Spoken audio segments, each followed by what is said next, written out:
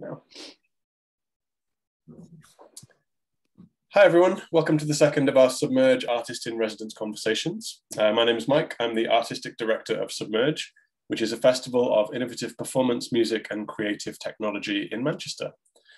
Today we have drag artist Lydia L'Scabies and creative technologist Joss Areté, who've kindly agreed to discuss and illuminate the ideas in Lydia's new project, House of Trauma. In this Zoom, we also have assistant producer Charlie behind the scenes helping with tech, as well as Paul, who will be BSL interpreting the talk, which will last for around 45 minutes. The conversation's being recorded and will be uploaded to YouTube, so please feel free to keep your camera off. And if we have time at the end, we may ask for some questions and you're welcome to turn your camera on.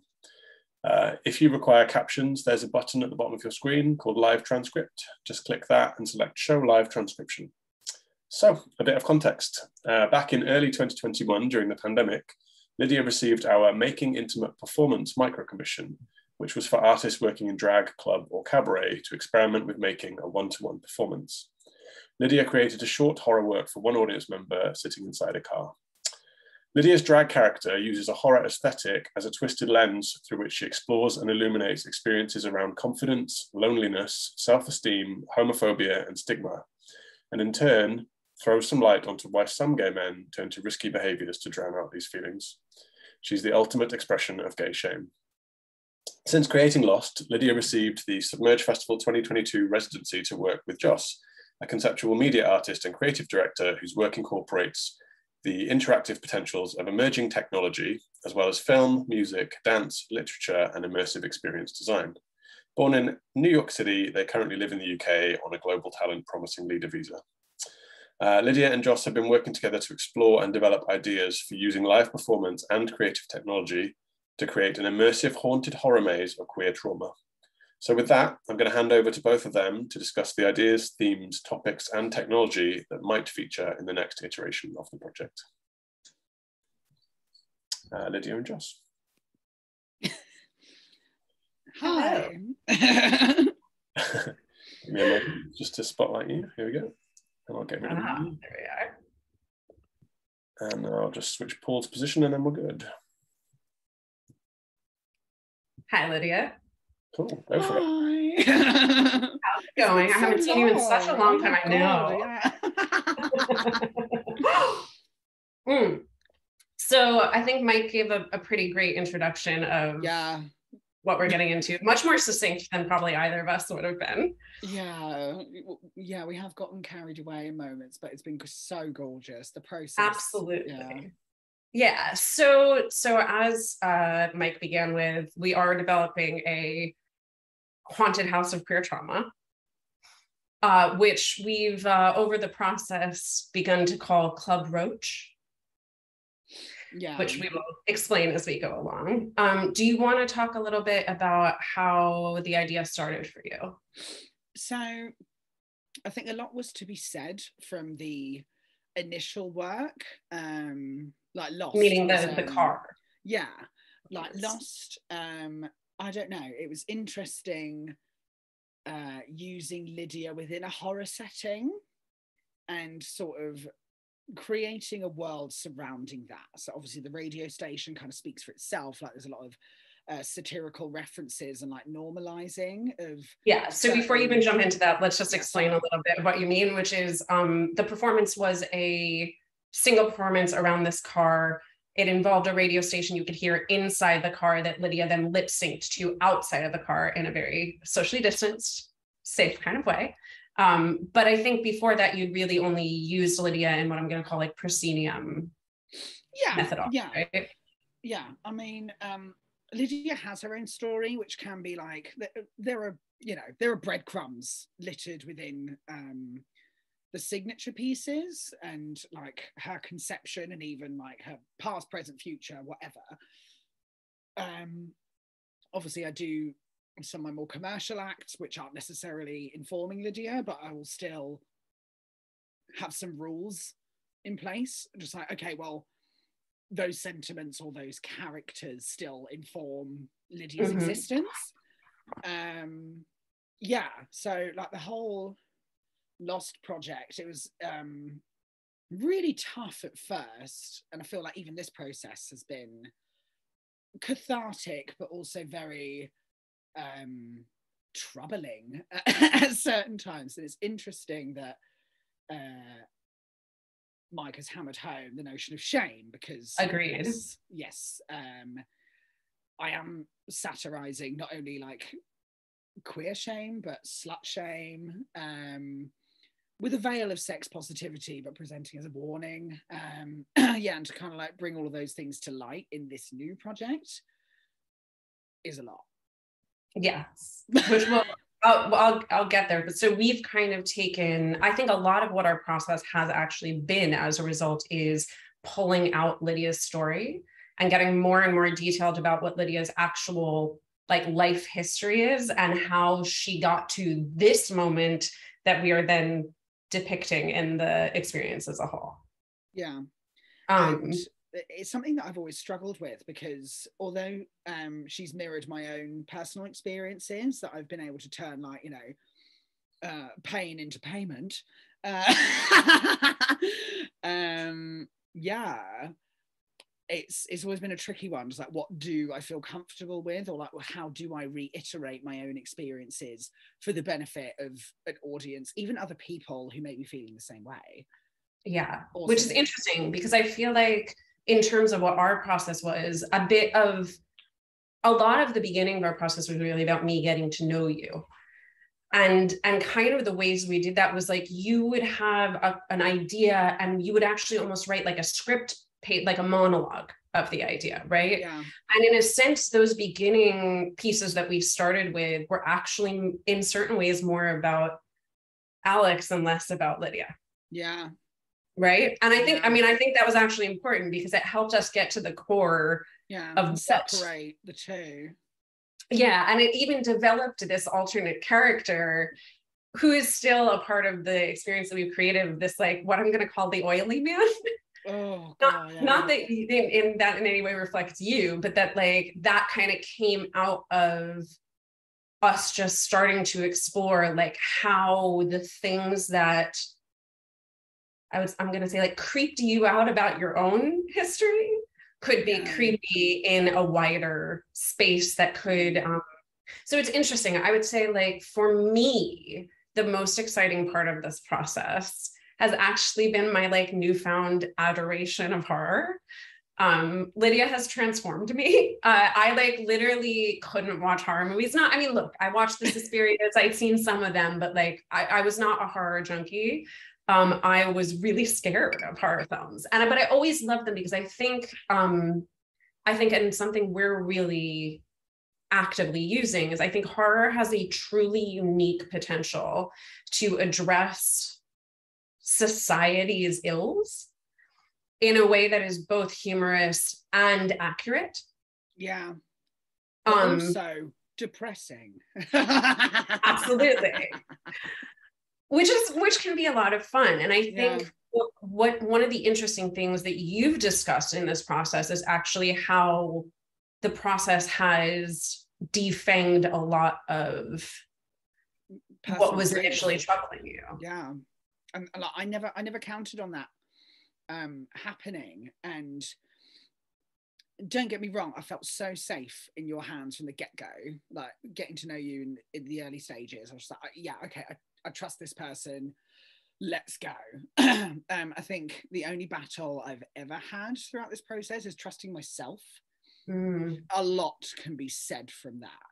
And you know full well, like, there'll be times when I bash out proses and write loads of things, and I would feel uncomfortable or impossibly upset by what was on the page looking back at me, because you just got to get it out and then confront it somehow. But, like, that is really reflected within what we have at the moment. It's been so absolutely good. Which has been a lot of fun. So to explain a little bit more about what we've been working on. So we started from that idea that Lydia came in with of the haunted house of queer trauma, sort of using a lot of Lydia's background in actually acting in haunted horror mazes and such. But I think in certain ways, it's interesting because I think I told you this, but, like, when I first spoke to Mike before we began working together, I said that how I would mentor you would be to do like one way of doing this where we like went into a few ideas and actually broke them down more and more with depth.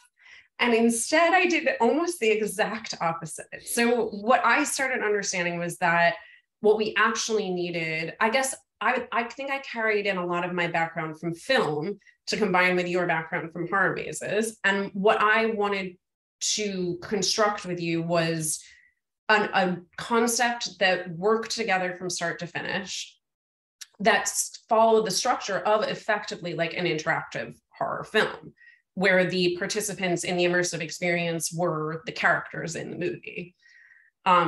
We've come to call them the kids. And we think of them in a certain sense as like, you know, like the kids in It or the teenagers in Evil Dead or something like that, right? Yeah, there's so many examples, but they're all like archetypes in their own special way. Yeah, but yeah, and this idea of yeah, the idea of a group protagonist. Yeah. Mm-hmm, exactly, like you could incorporate whoever it was, and it could come in this kind of archetypal group sort of way. So we kind of started there with this question of like, how do you make a live interactive film or a live video game? Definitely pulling from escape rooms as well, I would say a little bit. And we've come out with it's a story, a fully highly inspired story. There are so many rich references dotted throughout this, and I really hope it shows on this gorgeous backdrop that we found ourselves with. Like, it's but I will say this much, like I'd say in the early stages I was just like, right, okay, so if we're calling it House of Trauma, like what is traumatic to people in the queer community? And I tried to like not speak on behalf, but be like, okay, let's go with the cradle to grave thing. And those visuals that we started out with, or like certain scenarios, some were great, some weren't as strong, but we definitely lifted elements of those. Absolutely, they're still there. Yeah. Like, per example, like, well, going with the cradle to grave structure, like I really wanted, and this is when Lydia was sort of like the ringmaster of the whole thing, leading you through it, but it wasn't right, was it? Because it was like, oh, Lydia's not like the guiding force of this. She's no. Yeah, so we went through, I mean, I would say, I think in many ways we're on our third real iteration of it, with the first one being like that in that cradle to grave idea, we kind of locked in on the school age as being a place really where elaborated on. Yeah, like where a lot of queer people are, I'm going to say like beaten like down, into a lot of psychological and emotional abuse. Like. Exactly. And so we went on this whole train where like the whole thing was set in a school for a minute. And then we kind of came out of that. And then we were like, okay, we need the big monster. And we were like, okay, Lydia's the big monster. But then we discovered Lydia wasn't the big monster. We discovered Lydia was actually in many ways a victim of the big monster, just as the kids actually are. But Lydia was maybe a little earlier in the trajectory. So what we have actually constructed as of right now is an immersive experience where at the beginning you would believe that what you were heading to was a club night. We went with this for a variety of reasons, which maybe we won't jump into first. We can come back to those. But like, so theoretically, when you receive an invitation or when you pass by on a social media invitation, the invitation would be to Club Roach. A name which just flew out of Lydia's brain and has not changed ever since because it felt very accurate. So should we start getting into like the actual journey that you would go on when you found that invitation? Are you down for that? Sure. Okay. So basically, and as I'm saying, we'll use the kids as a description of like any participant in this experience. So effectively, you're one of the kids. and you see an invitational club brooch go past your Instagram or other preferred social media of choice, and you sign up for the event. But when you sign up for the event, you don't actually receive the address for the event. And a few days later, do you want to explain? So to cause like early confusion, and to also hint at the idea of disclaimers, but also just have it quite gaslighty from the get-go, you're presented with this questionnaire.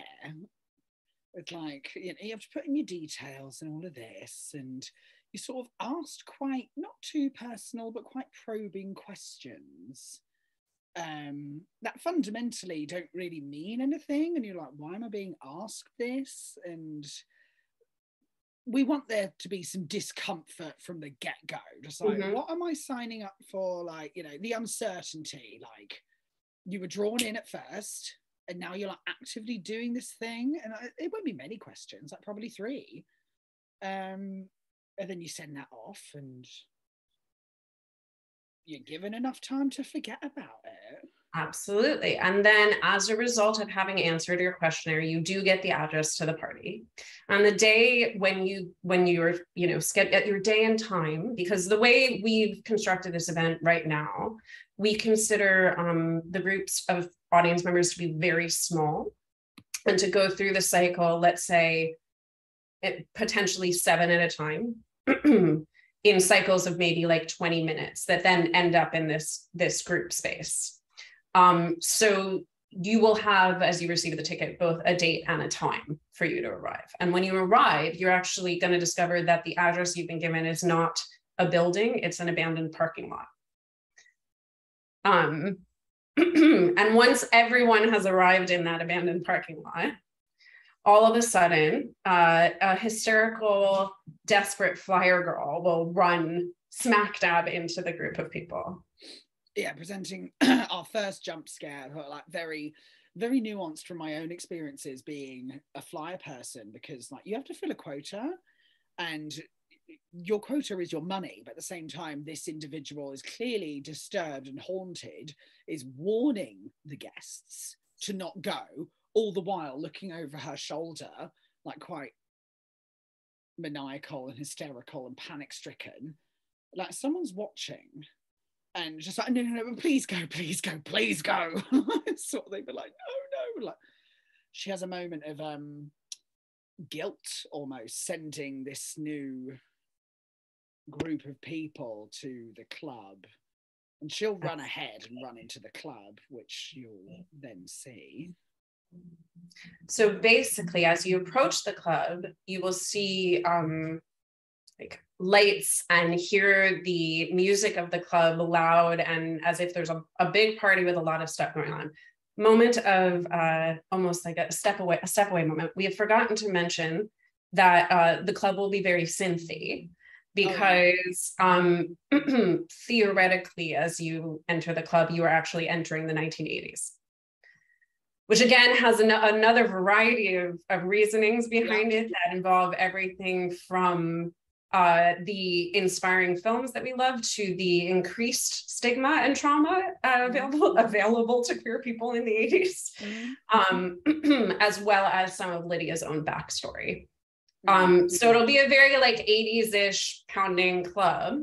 And as you get up to the door, you'll be greeted by, or the kids will be greeted by, since we can go back and forth as we describe this, an imposing bouncer. Meanwhile, right when they get up to the front and the flyer girl runs into the club, right when they get up there, all those lights and sound and color will disappear. And then there's a moment with the bouncer as well, where he's seen talking to someone who's not there, and just says, go on in. And the door opens of its own accord and slams. And you're like, and you have a choice. You can continue or you can leave. Like, we want that option to be there. But obviously we're just sort of gaslighting them to go in the first place anyway. Yeah, which is a good time to mention, by the way, that one of the things we're really excited about with the possibilities of emerging technology is things like LiDAR sensors and motion sensors that are now available. I would say like 10 years ago, 20 years ago, would have been available only to like Disney and such, but are now really simple to incorporate in this process and create very, I'm going to say like individually based experiences.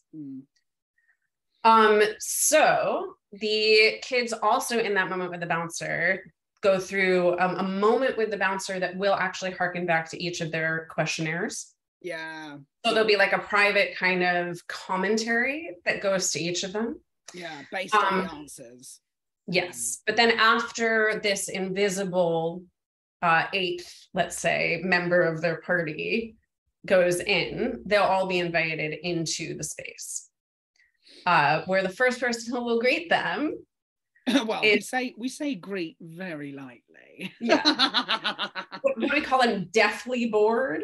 Yeah. And overtired. Yeah. Coat check guy / house photographer. So we'll take your coat. I would love a mechanism where, say if you do give in your coat and hangs it up and turns around, continues talking to you, but it's almost like someone has just ripped them off the hangers and they all fall to the floor. But this coat attendant does not care. Too used to it. This is a repeated thing that happens all the time. So I want it to be spooky, but a moment of comic relief. And then she says like, oh, I'm also the in-house photographer, but I'm stuck here. And then without warning, just lifts up a camera, click, takes a photo of our guests, and then tells them to go onwards. Yes. So we've started calling the main floor of the club the quote unquote ballroom, just for fun. So as the kids enter the ballroom, it smashes into, what? Yeah. I can just see it, just like the doors open and it's backlit, but you can't see anything in front of you. The door closes behind you and you're immersed into darkness. And there's an uncomfortable silence, and then out of nowhere, the whole club comes alive. Another jump scare opportunity, but what do we see in the space? Well, when you say comes alive, that's a bit liberal, I would say, nice. Because actually the dance floor is filled with mannequins. Yeah. Dressed in what we called girl pink and boy blue. Yeah. And the only kind of living member of the party is a surly bartender who tells the kids that they can have access to the VIP rooms dotted around the space if they all take a shot together. So obviously, they do. It won't be alcohol, but it all looks sinister. Some fun color. We've been thinking. So the kids will knock their drinks back, and this is the moment when I'm like, I can see this entirely, which is like they knock their drinks back, and then like because naturally, even if these are audience members who don't know like their roles, if you take a shot, everyone's going to go like this, and then everyone's head is going to come down, and at that moment that everyone's head is going to come down, the music starts warping into like slow motion, the lights begin to strobe. And what we want to play with is actually location-based audio, so that there are whispers kind of, I think it's called, it's called beam something. I'm not remembering the word right now, but you can basically beam audio in an exact direction now.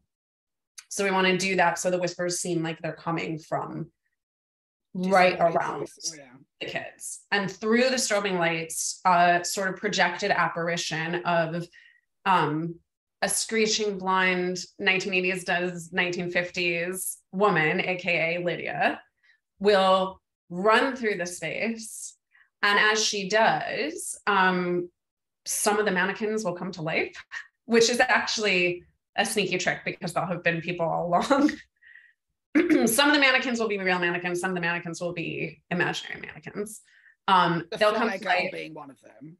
Right. So we're basically, we've been thinking about how to make it as few people as possible, playing as many roles in the experience as possible. So we'll use some masks and such to allow people to kind of engage with you. But what's going to happen is basically that the audience will be split into groups of small groups, like groups of 2 or 3, and actually like one group of 1, which I think is the most exciting and terrifying experience that we'll get to create. And what will actually happen as they move forward is, so in our concept of the story, the kids are walking into a club space that has actually been terrorized by a demon, yeah, working through Lydia's body effectively. And all the members of this club, in a sense, are ghosts. All of them are dead. You've walked into an alternate reality, right? And so what the next sequence is, as the kids get carried off in separately, is that they will sort of be carried into the nightmare, the sort of memories mixed with nightmares, mixed with delusions of these ghosts who died in the club, particularly Lydia. But also, beyond and above that, there will be a demon. Do you want to explain about the demon without explaining exactly who the demon is necessarily? Okay, so even in the early drafts of this whole thing, I was really heavily inspired by Disney's Haunted Mansion, with a focus on Phantom Manor, which is like the European version, which combines like Phantom of the Opera and then some. Like there's so many. Miss Havisham kind of. Miss Havisham, Great Expectations. Yeah. So if we're putting Lydia as the bride central figure, there's a force that's puppeteering her that she's kind of like having to submit to throughout. So this horrible presence that we're not really sure what their function is kind of like interacting with Lydia in between each nightmare, and like you do get to kind of see elements of this thing, but it's got long fingers and a lipless face with no eyelids. It's really, really a penetrating stare, and you're not sure what this is, but it's speaking directly to our audience at times in between each nightmare. Yeah. This is one of my favorite parts of what came out of the process, actually, because, and I hope you don't mind me saying this. No, do it. This monster actually, in many ways, has come from a series of recurring dreams that Lydia has had. And I'm very excited about the way that we're using it. Yeah. But it's very visceral feeling, because it is actually something kind of real to you. Yeah, and it's, I had to, last night, I was like, what does this thing look like? And I was just like, oh God, okay. I couldn't finish the drawing because I found it a bit too intense. But yeah, it's my own personal boogeyman that I've had as well for as long as I can remember. So to incorporate that, and as someone who loves horror, like, why do I do it to myself? Like, well, but I think in the end, the answer is because it's the way you conquer it, is kind of what we're playing with. So my philosophy, if you're not scared, you're not alive.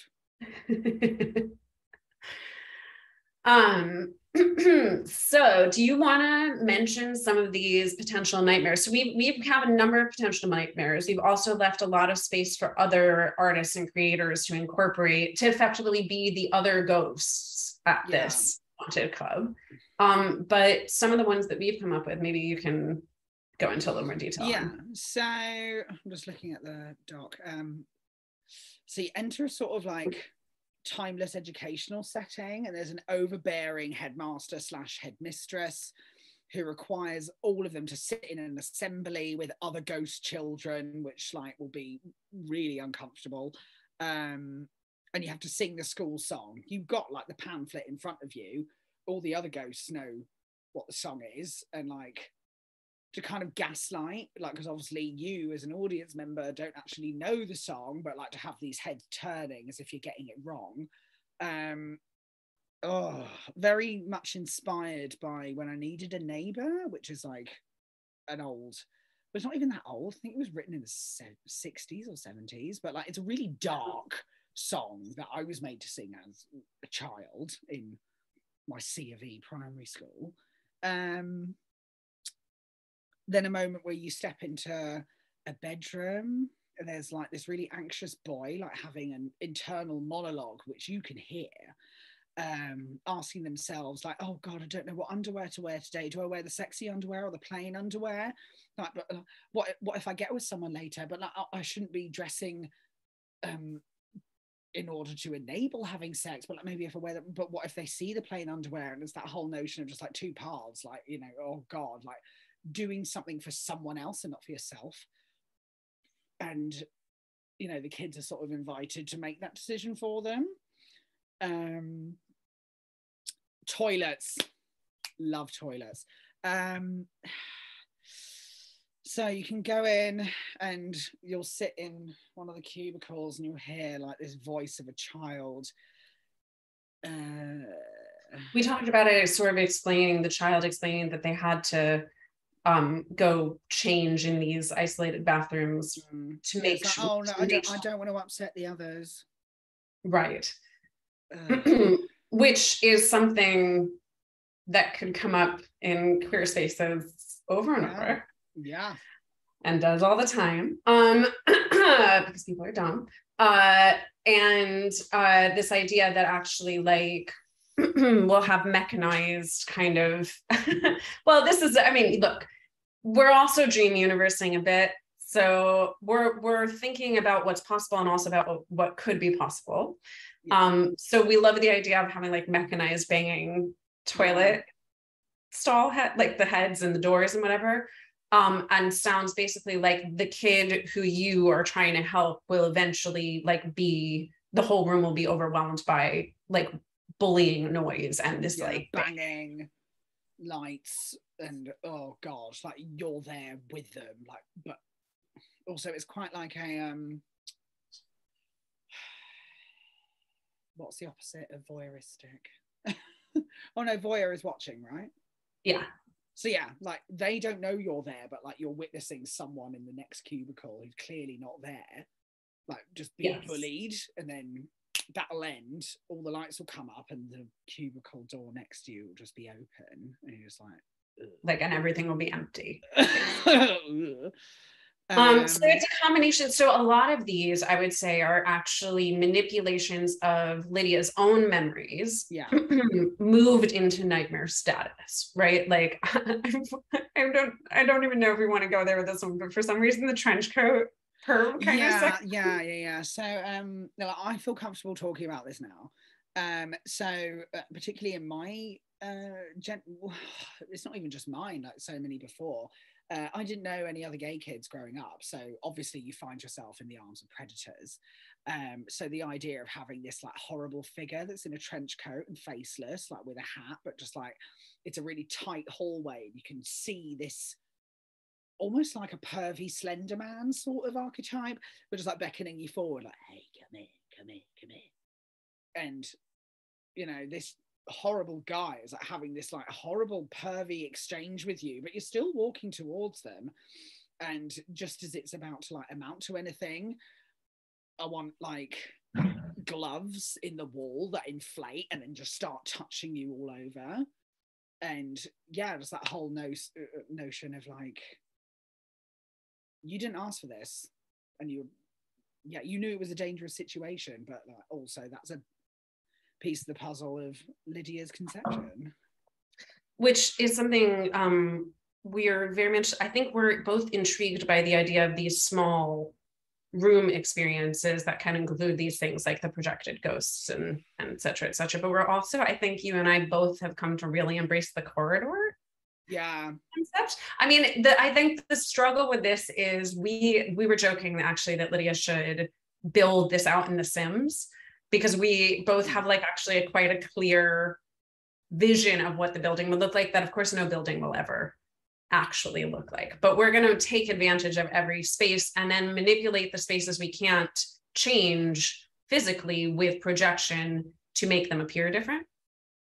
So one of the ones that I guess I kind of brought in from my different sorts of trauma from yours was this idea of like a corridor with only 2 doors. Very And important. yeah, you try and go in one door, and the people, like the sort of beings within that room, reject you, and you have to go in the other door, but the beings in that room laugh at you and tell you can't be there either. And like you're ending up stuck in this corridor where actually the walls will feel visually as if they are getting closer and closer to you. And then, sorry for the sound effects, it's for emphasis. I think what a lot of these are, we've kind of come up with almost too many potential options. Because what we want to do is then, like, as we learn who else is going to be involved in the project and how many other rooms they're going to create, we can sort of cut back and choose the like most fruitful ones. Yeah. To take you through a combination of Lydia's experience and also this encroaching demon kind of coming after her. So what will happen from a practical perspective, the way we see this, is that people are split off into maybe 2 or 3 groups, and they go through, in many ways, the same rooms in differing orders.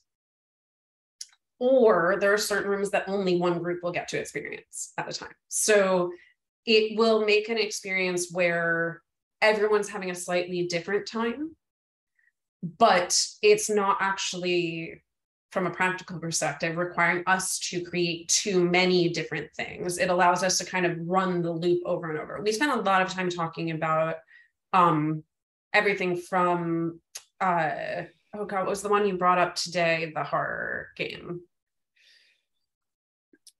Visage and Tacoma, these kind of ideas of these games where actually you get stuck in the loop of the ghost's kind of memory, right? Or Mama, we talked about Mama, also the film. These ideas of like, you're stuck in the loop of need and you can't get out of it unless you kind of break the cycle in some way. So you'll travel through all of those, also intermittently going back into the ballroom and having different weird experiences with the mannequins. Yeah, kind of moving towards forever you. Changing. Depending on what door you come out of, like, you know, say one time, no particular order, like you come out of a door and the club seems like quite meek and quiet, but all the mannequins are just surrounding the door that you come out of, like they've moved of their own accord. Like, which would be really easy to do if they're just like on wheels or stands or whatever. Like that would be down to the bar person and the fly girl, who's also a mannequin, inverted commas. Yeah. Easy. We've also talked about the idea of mechanizing their heads so we can have them all turn to you at the same time. We'll figure out how practical that eventually is. But so we basically, you go through, let's say, we haven't actually come up with a number of how many of these experiences you go through. So you go through a number of these experiences, and then at a certain point, everyone ends up getting funneled into this one room. That's actually what I kind of saw, that corridor I was mentioning where you can't go into either door. And then we actually visually block off the remaining door until the sort of really creepy demon kind of ends up revealing it and welcoming you into it. So all the kids are ushered into this one small room, which I really like the way you put it. You said chaotically animated, revolting bedroom. I was like, yeah, that's it. Do you want to explain a little bit about that? So this is like, you know, one of the last places that Lydia was. And it's like, you know, the day of her demise where she'd already let everything get on top of everything. So like there's bugs everywhere, the bed's unmade, there's meth pipes, there's empty baggies, like the whole place, like there's zero self-respect, and she's been living in this way for, well, it's up to us to present how long that was the case. But she's this disembodied voice that again is just around the room. She can't do anything about it, but you, well, the kids are sort of commanded, if not inclined, to tidy the room. And with each task that they are delegated with, or you know, decide to delegate themselves with, an area of the bedroom becomes like clear and warm until the whole room is restored to like peace. Yes, which, by the way, to clarify, this is all projection, responsive projection. So I can transform kind of as you are doing the actions. With this kind of overbearing sense of a repeated thing that has happened throughout the experience of this, like, clean it up, clean myself, like clean yourself up, clean yourself off. Oh God, we left out the bit about Lydia scratching herself with the brushes and everything, but it's, you know what I mean? So there's this repeated kind of clean, like, chastising. Yeah. Not too close together, but it's definitely a repeated theme throughout. And so if you do actually manage to accomplish effectively this, I would say the most escape roomy task that we've said, we left out one thing throughout the whole experience and all of those other little experiences. In the interactive moments that occur, the kids will actually be given certain objects throughout the event. So every kid will, this will come back in a moment, and I wish we had just incorporated, but I just felt like we had to just say that. So there are other kind of interactive things that have been happening in that sense, but I would say this is the most kind of like, do the task and get out of the space kind of moment so far. So after you do that, the demon will kind of usher you back into, the door will open, you will be able to go back into that quote unquote ballroom, the club space. The final showdown. I know, the climax, if you will. The crescendo, that's French. It might be Italian. I don't know. I don't want to give away my stupidity here. But so basically at that moment, full on, the demon's voice will overwhelm the space. I think it'd be fun for some lighter censored pressurized air to push everyone energetically towards the center of the room. The lights will strobe, and as you get towards the center room, you'll kind of fall into this, I'm mentally calling it like a forest, right? Of Lydia had this idea of like, you could have fringe that was like pinned up to the ceiling that you wouldn't really notice. And then in the darkness, as you re-enter this room, the fringe would come down. It's so that we classic ghost train trick, like when you're like plunged into darkness and like the cart's moving, but there's fringing hanging from the ceiling, but you can't see it. So when it like brushes your face with like a sound effect, it can be anything. Right. And it's so we want to, it's gross. We want to project onto it. And what I'll never not think of as the Craft-esque kind of like bugs, spiders, rats, so that you're both getting the physical feeling of the fringe passing your face, but then you're in darkness with these strobing flashes of light, and when the light flashes on, you get these images of just really gross things kind of crawling all over you. All the potentially surround sound scuttling and just like potentially also maybe some stuff air against your feet that will make it hopefully feel like things are swirling around you as well. We're kind of seeing, in many ways, we see the concept of using emerging technology stuff in the live performance as like being the live action special effects that we can have in this. So this is like everything's growing to its worst kind of moment.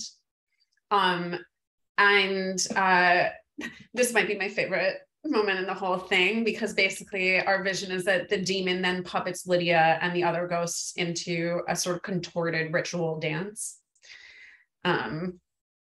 Which actually, one of the things I love about you, Lydia, is our shared like experience of thinking like, oh, and it's very Fosse, like it's very rich man's fruit. Like I was like, this was one of my favorite moments in our chat.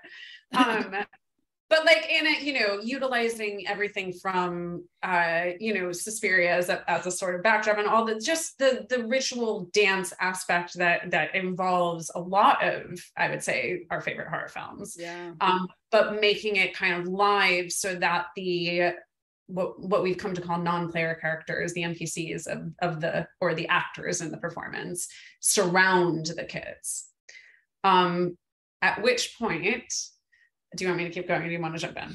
with sort of inventory moment.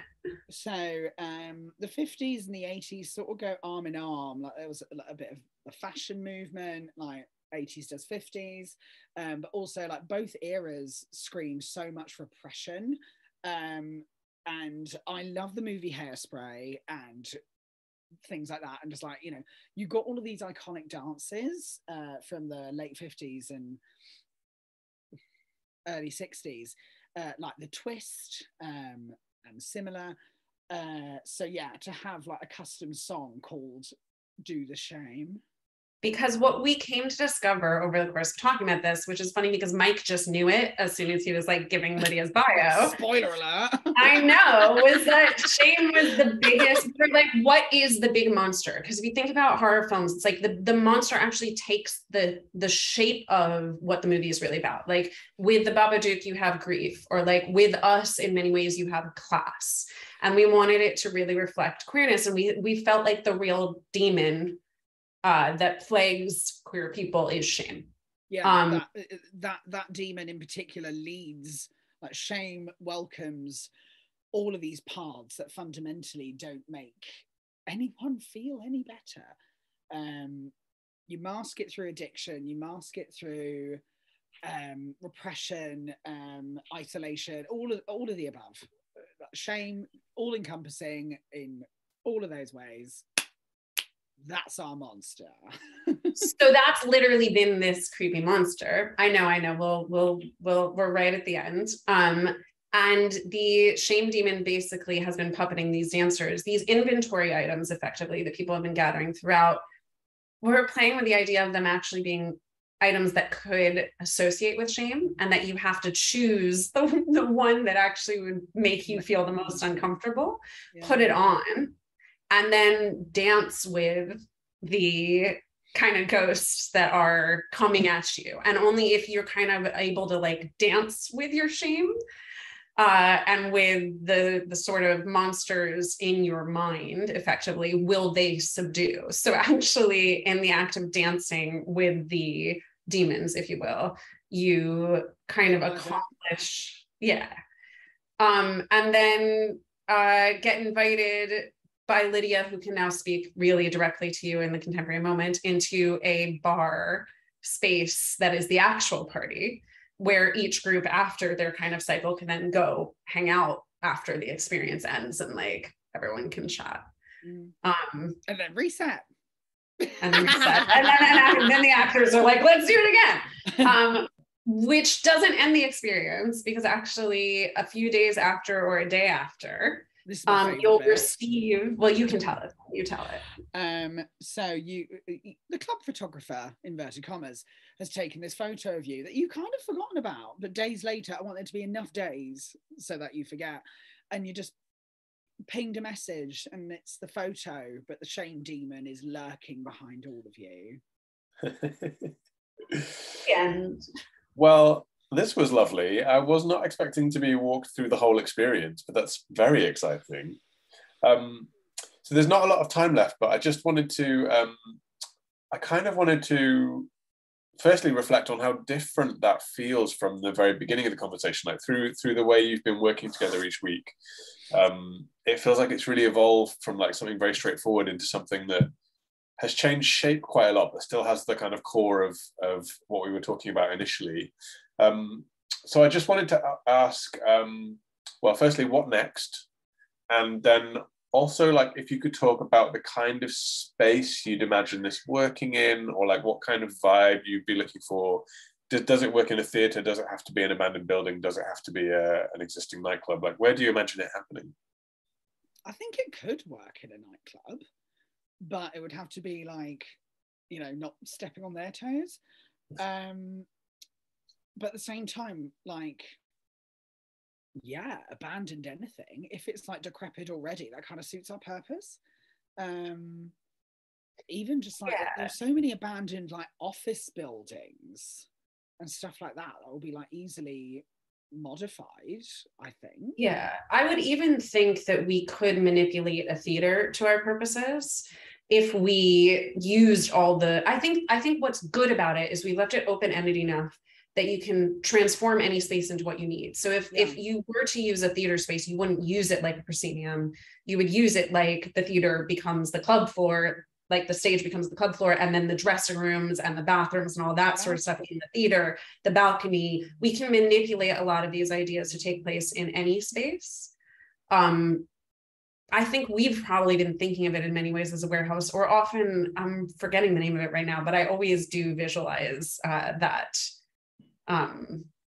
building. There's like that semi-abandoned kind of squatted in building in Manchester that I always think the woodland setting as well, like really appeals. Like I kind of want it to feel isolated by some stretch. Yeah. Yeah, like I don't want there to be like that false sense of security. Just like, oh, but the road's right there. I can just run out and flag a cab. No. Right. No. I think also in that question of what's next, I think there's a way in which for both Lydia and I, like we'll jump to like, here's the high budget, like we can do everything and build our own space kind of version. And then we can always pull back to the like, here's what we can do right now, right? So if what we can do right now is put up 3 scenes surrounding one central space, then we would love to do that, right? We can do a miniature experience. We can start beating out what that questionnaire is ahead of time, the sort of things that don't take production value, but just take time to achieve, you know? So I think there's a lot of opportunities for kind of taking small chunks of it and building them separately and then uniting them into one whole. Yeah. Well, it sounds amazing. Sorry. No, you go. Even just like the fact that both of us have been so inspired cinematically, and even like I'm an avid horror gamer, and like all of those platforms, I'm not talking like PS5 level, like the thought of like even having some aspects of like the earlier story being like this sort of pixelated early Sega games that like just have a miserable ending, and like that's part of like your experience. Maybe just, I don't know, like there was so many of the 80s horror franchises had their own spin-off SNES games and whatever, but they were rubbish and didn't really go anywhere. So to like play with like different mediums that kind of inform the rest of it would be cool. Yeah, I love the idea. There's ways of simplifying so much of it. Yeah. I loved what you were talking about, the idea of building it in The Sims or building it in a video game engine and being able to kind of play it. That's really exciting. All right, so we'll come to the end of the talk. There's not a lot of time for questions, so I guess we'll wrap it up there. But I just want to say thank you to Lydia and Joss and to Paul for interpreting, and Charlie behind the scenes doing tech. And yeah, I can't wait to catch up more on the project soon. Thanks everyone for coming. Bye.